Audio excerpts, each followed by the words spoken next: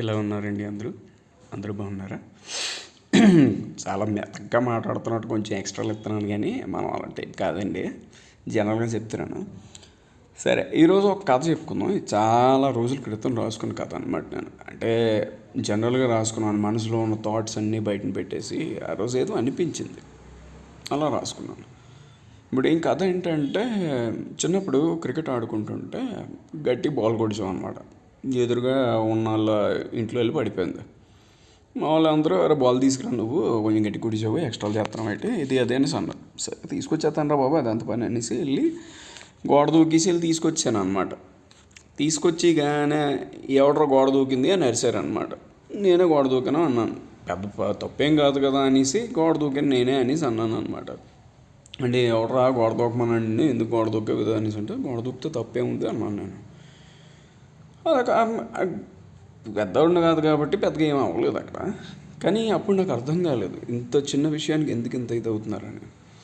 వీళ్ళు ఏంటంటే పెద్ద అవుతున్న కొద్దీ ఒకటి అర్థమైంది, వీళ్ళు ఇళ్ళకి మాత్రం గోడ కట్టుకోలేదు, మనసులందరికీ గోడ కట్టేసుకున్నారు అనమాట. ఎవరికి అందలేనివి చాలా పెద్ద పెద్ద గోడలు కట్టేసుకున్నారు.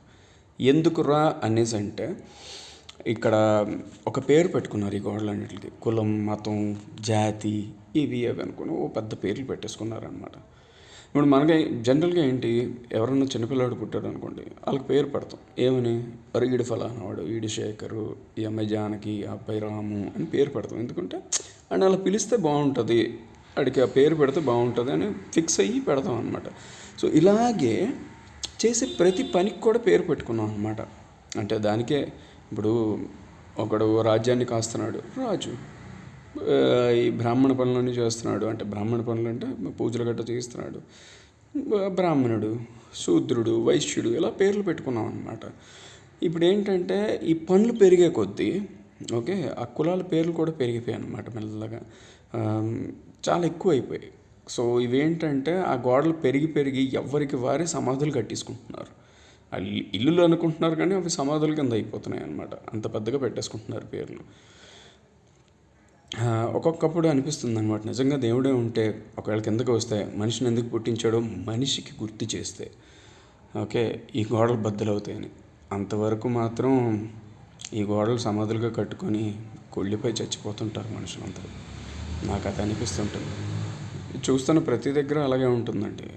ఏంటంటే ఏంట్రా నువ్వు మా సామాజిక వర్గమేనా, నువ్వు మా కులమేనా, ఏంటి నీకు హెల్ప్ చేయాలా, ఎందుకు చేయాలి, నువ్వు అసలు మాకేమైనా చేసావా, ఒకప్పుడు మమ్మల్ని అలా చూసావు, ఇలా మాట్లాడుతున్నావు. గోడలు బద్దలు కొడతాం.